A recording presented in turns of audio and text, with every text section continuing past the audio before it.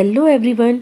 आज हम पढ़ने जा रहे हैं भारत की खोज कक्षा 8 से पाठ 3 सिंधु घाटी की सभ्यता का टॉपिक प्राचीन भारत में जीवन और कर्म। जैसा कि टॉपिक से पता चलता है, इसमें हम पढ़ने वाले हैं प्राचीन काल में लोगों का जीवन कैसे था और वे कैसे काम करते थे। बुद्ध, महात्मा बुद्ध को बुद्ध बनने के लिए कई जन्म लेने पड़े। तो ये जो जातक कथाएं होती है, ये भगवान बुद्ध के पूर्व जन्मों की कथाएं हैं। यह मान्यता है कि जातक कथाएं स्वयं गौतम बुद्ध के द्वारा कही गई है। हालांकि कुछ विद्वान ऐसा मानते हैं कि कुछ जातक कथाएं गौतम बुद्ध के निर्वाण के बाद उनके शिष्यों द्वारा कही गई है। तो इसलिए यहाँ लिखा है कि बुद्ध के समय के पहले का वृत्तांत हमें जातक कथाओं में मिलता है, मतलब उनके पूर्व जन्म का। और वर्तमान समय में जातक कथाओं का जो रूप हमें देखने को मिल रहा है, वो बुद्ध के कुछ समय बाद का है। ये जो जातक कथाएं हैं, विश्व की प्राचीनतम लिखित कहानियां हैं। इसमें लगभग 600 कहानियां हैं और यह ईसवी संवत से 300 वर्ष पूर्व की घटना है। इन कथाओं में मनोरंजन के माध्यम से नीति और धर्म इत्यादि को समझाने का प्रयास किया गया है। हमने पहले भी पढ़ा था कि भारत में 2 प्रधान जातियां द्रविड़ और आर्य थी और इनका धीरे धीरे मेल हो रहा था। तो इन जातक कथाओं में हमें उस समय का वर्णन मिलता है जब अंतिम रूप से इन द्रविड़ों और आर्यों का मेल हो रहा था। ये जातक लोक परंपरा का प्रतिनिधित्व करते हैं और पुरोहित या ब्राह्मण परंपरा, जैसे कि हमने पढ़ा था छुआछूत, वर्ण व्यवस्था, ये सब था।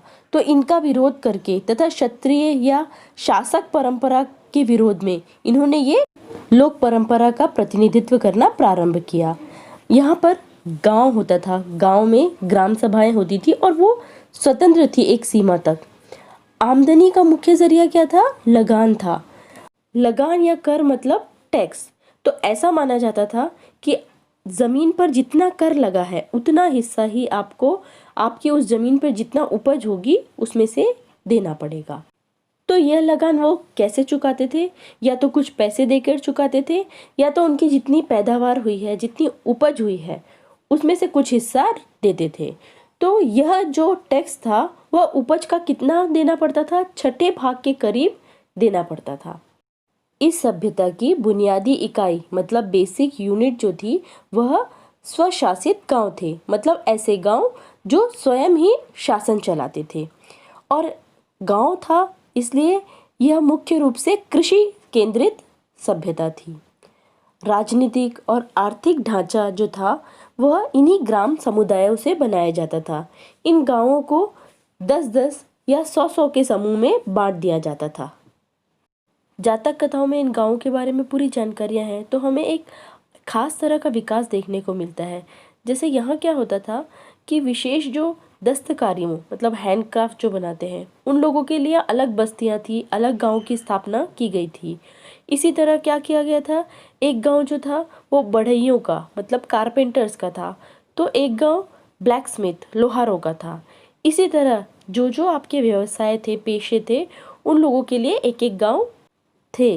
अब ये जो पेशेवर लोग थे जो अलग अलग तरह के काम करते थे, व्यवसाय थे जिनके अलग अलग विशेष तरह के, तो ये लोगों का गांव जो होता था वो ज़्यादातर शहरों के पास होता था, क्योंकि ये जो भी बनाएंगे हैंडक्राफ्ट से रिलेटेड या कोई भी अपना उत्पादन करेंगे तो वो जल्दी से शहर में बिक जाता था और बदले में उन्हें ज़िंदगी की जो दूसरी ज़रूरतें थी वो पूरा करने का सामान मिल जाता था।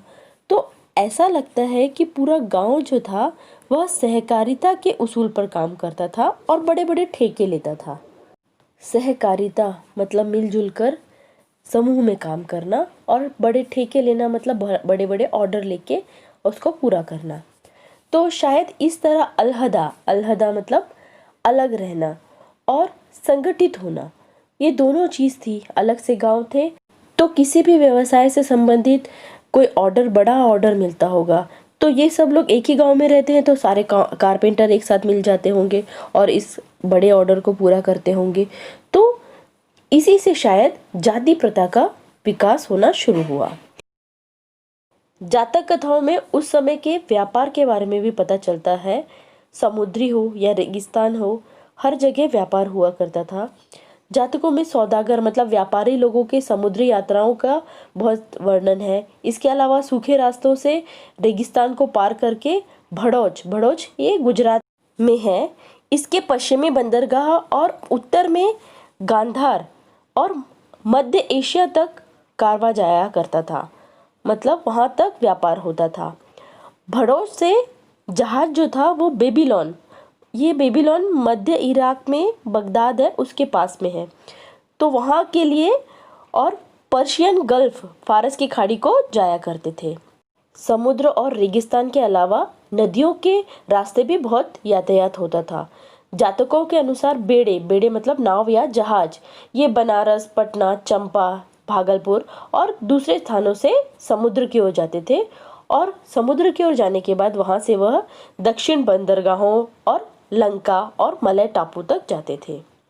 जैसा कि हम जानते हैं कि भारत में लिखने की प्रथा जो है वो बहुत प्राचीन काल से चली आ रही है। पाषाण युग मतलब स्टोन एज में के मिट्टी के जो बर्तन हैं, पुराने बर्तन जो हमें मिले हैं, उस पर ब्राह्मी लिपि के अक्षर मिले हैं और ये जो ब्राह्मी लेख है ये पूरे भारत में मिले हैं। तो निश्चित रूप से जो मेन लिपि है, जो मूल लिपि है, वो ब्राह्मी ही है और इसी लिपि से भारत में देवनागरी और अन्य लिपियों का विकास भी हुआ है। मोहनजोदड़ो में शिलालेखों को अब तक पूरी तरह पढ़ा नहीं जा सका है। हाँ, अशोक के कुछ लेख ब्राह्मी लिपि में हैं और उत्तर पश्चिम से मिलने वाले कुछ अन्य लेख खरोष्ठी लिपि में हैं। पाणिनि, इन्होंने ईसा पूर्व 6वीं या 7वीं शताब्दी में संस्कृत भाषा में अपने प्रसिद्ध व्याकरण की रचना की और उन्होंने अपने से पहले के व्याकरणों का भी इसमें उल्लेख किया है। उनके समय तक जो संस्कृत था उसका स्थिर रूप हो चुका था। हर साहित्य में संस्कृत भाषा का उपयोग होना शुरू हो गया था और यह एक निरंतर विकासशील साहित्य की भाषा बन चुकी थी। मतलब साहित्य में हर लोग इस भाषा का उपयोग कर रहे थे। आज भी अगर हम संस्कृत व्याकरण देखें तो पाणिनि का संस्कृत व्याकरण पर आधिकारिक प्रमाण मतलब ऑफिशियल प्रूफ माना जाता है। हालांकि बाद के व्याकरणों ने इसमें कुछ जोड़ा भी है और उसकी व्याख्या भी की है। इसमें एक बात और दिलचस्प यह है कि पाणिनि ने यूनानी लिपि का उल्लेख किया है और इससे हमें पता चलता है कि पूर्व दिशा में ईस्ट में सिकंदर के आने से बहुत पहले भारत और यूनान के बीच किसी न किसी तरह का संपर्क हो चुका था। प्राचीन भारत में औषध विज्ञान की पाठ्यपुस्तकें भी थी और अस्पताल भी। ऐसा माना जाता है कि समुद्र मंथन के समय धन्वंतरी भगवान हाथ में अमृत का कलश लेके प्रकट हुए थे। तो भारत में औषधि विज्ञान के जनक के रूप में धन्वंतरी भगवान को माना जाता है। किंतु ईसवी सन की शुरू की सदियों में भी बहुत प्रसिद्ध पुरानी पाठ्यपुस्तकें लिखी गई और इनमें औषधि पर जो पुस्तकें थी वो चरक ने लिखी और शल्य चिकित्सा पर, सर्जरी पर सुश्रुत की पुस्तकें हैं। कहा जाता है कि जो चरक थे वो राजा कनिष्क के दरबार में राज्य वैद्य थे, जिनकी राजधानी जो है वो पश्चिमोत्तर दिशा में थी। इन पाठ्यपुस्तकों में बहुत सारी बीमारियों का जिक्र किया गया है, उनकी पहचान बताई गई है और इन बीमारियों के इलाज के तरीके भी बताए गए हैं। इनमें जो सर्जरी है, प्रसूति विज्ञान है, स्नान, पथ्य, सफाई, बच्चों को कैसे खिलाना चाहिए और चिकित्सा के बारे में शिक्षा, इन सब को विषय बनाया गया है। मतलब इन सब के बारे में लिखा गया है और लेखक का जो रुझान है वो प्रयोगात्मक है, प्रैक्टिकल है। और शल्य प्रशिक्षण मतलब सर्जरी के दौरान मुर्दों की चीरफाड़ कराई जाती थी। सुश्रुत ने सर्जरी के औजारों का भी जिक्र किया है, साथ ही ऑपरेशन का भी। और इसमें अंगों को काटना, पेट काटना, ऑपरेशन से बच्चे को जन्म दिलाना, मोतियाबिंद का ऑपरेशन आदि सब शामिल है। उस जमाने में घावों के जीवाणुओं को धुआं देकर मारा जाता था। ईसा पूर्व की 3री-4थी सदी में जानवरों के भी हॉस्पिटल्स थे और यह जैन और बौद्ध धर्म का प्रभाव था, क्योंकि जैन और बौद्ध धर्म में कहा जाता था कि अहिंसा परमो धर्म, अहिंसा पर ज़्यादा बल दिया जाता था। प्राचीन महाकाव्यों रामायण महाभारत के युग में हमने देखा कि विश्वविद्यालय जो है वो वनों में होते थे और ये शहर या कस्बे से बहुत दूर नहीं होते थे और इनमें जो विद्वान होते थे उनके आसपास सभी लोग शिक्षा, प्रशिक्षण, इन सब उद्देश्य से इकट्ठा होते थे और इनमें हर तरह की शिक्षा दी जाती थी। तरह तरह के विषय शामिल किए जाते थे जिनमें सैनिक प्रशिक्षण भी होता था। इन वनाश्रमों को, जो वन में शिक्षा दी जाती थी, आश्रम होते थे, उनको इसलिए पसंद किया जाता था क्योंकि यहाँ शहरी जीवन का जो आकर्षण था उन सब से बचाकर विद्यार्थियों को नियमित और ब्रह्मचर्य का जीवन बिताना संभव होता था। कुछ वर्ष तक यहाँ प्रशिक्षण के बाद उनसे ये अपेक्षा की जाती थी कि वे वापस लौटकर गृहस्थ और नागरिक जीवन बिताएं। इन वनों के शिक्षालयों में भी छोटे छोटे समूह बन जाते थे और यह इस बात का सबूत है कि उस समय जो लोकप्रिय शिक्षक था उसके पास सब लोग आकर्षित हो जाते थे। भारत में शिक्षा का केंद्र हमेशा से बनारस रहा है। बुद्ध के समय में भी वह प्राचीन केंद्र माना जाता था, किंतु उत्तर पश्चिम में आधुनिक पेशावर के पास एक प्राचीन और प्रसिद्ध विश्वविद्यालय तक्षशिला या तक्षशिला था। यह विश्वविद्यालय विशेष रूप से विज्ञान, चिकित्सा शास्त्र और कलाओं के लिए बहुत मशहूर था और भारत के दूर दूर के हिस्सों से लोग यहाँ पढ़ने के लिए आया करते थे। और तक्षशिला का स्नातक होना मतलब वहाँ कॉलेज पूरा करना, ये एक बहुत सम्मान की और विशेष योग्यता की बात समझी जाती थी। यहाँ के आयुर्विज्ञान विद्यालय से पढ़कर जो चिकित्सक निकलते थे उनकी बहुत कद्र होती थी, बहुत सम्मान होता था। और ऐसा कहा जाता है कि बुद्ध भी जब भी बीमार पड़ते थे तो उनके जो भक्त थे वो इलाज के लिए एक मशहूर चिकित्सक को बुलाते थे जो तक्षशिला का स्नातक था। ईसा पूर्व 6वीं-7वीं शताब्दी के महान व्याकरण पाणिनि ने भी यहीं पर शिक्षा पाई थी। इस तरह तक्षशिला बुद्ध से पहले ब्राह्मण शिक्षा पद्धति का विश्वविद्यालय था। बौद्ध काल में यह बौद्ध ज्ञान का भी केंद्र बन गया। सारे भारत में और सीमा पार से भी बौद्ध विद्यार्थी यहाँ पर शिक्षा लेने के लिए खींचे चले आते थे। यह मौर्य साम्राज्य के उत्तर पश्चिमी सूबे का भी मुख्यालय था। उस सुदूर अतीत के भारतीय कैसे थे? हमारे लिए इतने पुराने और हमसे इतने भिन्न समय के बारे में कोई धारणा बनाना बहुत कठिन है। फिर भी हमें पुस्तकों या अन्य माध्यम से जो जानकारियाँ उपलब्ध है उसके आधार पर हम एक धुंधली सी तस्वीर बना सकते हैं, जिससे हमें ये पता चलता है कि उस समय के लोग खुले दिल के थे, आत्मविश्वासी थे और अपनी परंपराओं पर गर्व करने वाले लोग थे और हमेशा से कुछ ना कुछ खोजने में, रहस्य खोजने में लगे रहते थे।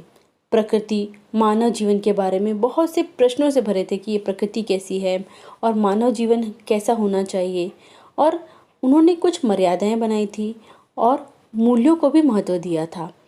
पर जीवन में आनंद लेते थे, वो सहज भाव से आनंद लेते थे और मौत का लापरवाही से सामना करने वाले लोग मौत से डरते नहीं थे और जीवन में हमेशा बहुत आनंद लेते थे, लेकिन साथ साथ में मूल्यों का भी और अपनी मर्यादाओं का भी ख्याल रखते थे, उनको भी महत्व देते थे। ऐसे महान लोग हमारे भारत में थे, तो इन सब से हमें बहुत सारी सीख लेनी चाहिए। इस वीडियो में हमने जाना कि कैसे भारत में, प्राचीन भारत में लोगों का जीवन किस प्रकार था, कितना विकसित विचार था, कितने ज्ञानी लोग थे और कितनी शिक्षा, औषधि शिक्षा हो, एस्ट्रोनॉमी हो, हर क्षेत्र में कितना ज्ञान था लोगों के पास। तो मुझे उम्मीद है कि ये वीडियो आप लोगों को बहुत पसंद आया होगा और यदि आप ऐसे ही और वीडियो देखना चाहते हैं तो इस चैनल को सब्सक्राइब करिए और बेल आइकन को प्रेस करना बिल्कुल मत भूलिए, ताकि आपको ऐसे ही वीडियो समय पर मिलते रहे। तो मिलते हैं अगले वीडियो में, तब तक के लिए थैंक यू।